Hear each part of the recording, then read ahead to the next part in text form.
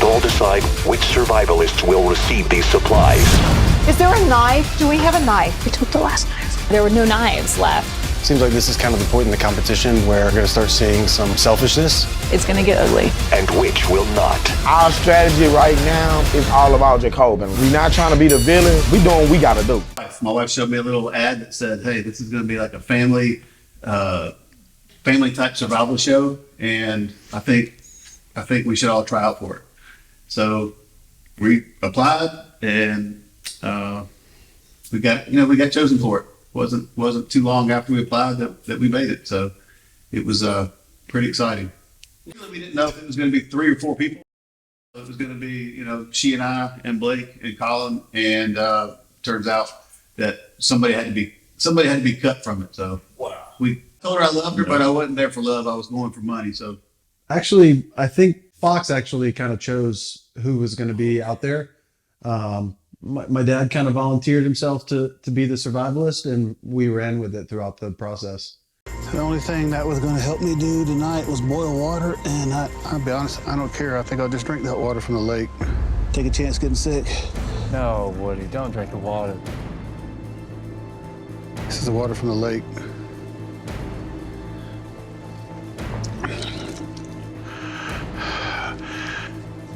Lord, please don't let it get me sick. The lake water day, what are we, 2 days in, and he starts chugging lake water.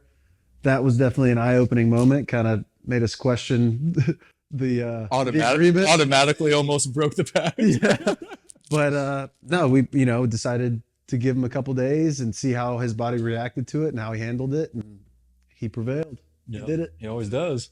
I didn't know. I think at the point in my desperation of having to have something to drink, I didn't hear it. I was like, I'm either going to something's going to happen. I'm going to be so dehydrated. I'm going to get extracted because I haven't drank anything, or I'm just going to try and see what happens. And that's the choice I made. And given that situation, man, I would do the same thing again. And everybody watching on TV is an excellent, survivalist, and they know everything. And it's a lot different being the one that's out there doing it as opposed to watching it on TV, because everybody at home knows everything. And I think it's kind of hard to watch it sometimes, but mostly it's just funny. We just laugh at things people say because everybody else can always do it better. That's not good. From the bacteria in the lake water. He just looks like he's got another life in him. It's only been 24 hours. It's not looking good. It was just a lot of tension, but whether the survivalist or an HQ, there's just a lot of stress day in and day out. Yeah, the stress really never ended. Yeah. The only pact we made was Woody telling Blake and I you're not going to extract me. He said I could be dying out in the woods. He said I'd be crawling, but don't extract me. So that was really the only pact we made was we're not pulling him. Yeah, that was the pact. He said either I'm going to die or Or I'm going to win. Yeah. Those are the only 2 options.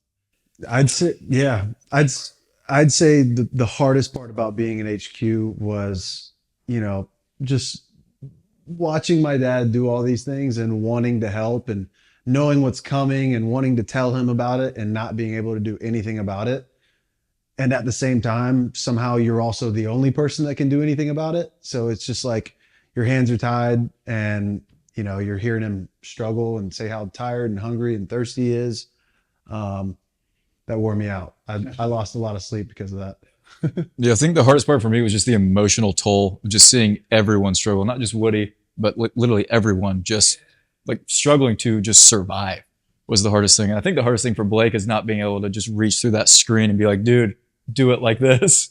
We had the confession cam, they call it. So you just sit and talk. At first, when I first got there, it was kind of weird because I've never been in front of the camera kind of guy, but I learned to love that camera. It was my Wilson. I talked to that camera so much all the time, and it almost felt like it was a friend to talk to. But I knew they could hear me, even though they couldn't communicate back with me. I knew they could hear things that I said. So if I was hungry, thirsty, needed something to help start a fire, anything I was being challenged with, I could say it, verbally, and they could hear it. And it may not be till 3 or 4 or 5 days later, or whatever it might be, till they might be able to send me a response back through a letter or something. So Yeah. it was just a hope they could hear me and hope they would respond to me in some shape. Because Yeah, everything you said, we just wrote down, and then whenever we had a chance to basically respond to you, we would. Yeah, as the competition went on, it was like, the first couple of days, he's like, I'm asking for this. Why can't I get it? And then a couple of days goes by and he gets one of them. And then, later on, he gets another thing and he started to learn, okay, they actually can help me. It just takes time. But yeah. And we were kind of all learning how the game worked as we moved on. So. They brought us out here in the wild, and we have to survive. Whose crate is this? Woody's great. I realized that my struggle out there, the struggle was real. And I'm starting to learn now the struggles that they went through, because I've asked them, like, don't tell me what happened in headquarters. I don't want to know. I want to watch it like everybody else. Don't spoil it for me. But now realizing basically the hell they went through in headquarters was the equivalent of the hell I was going through out there, just a different kind.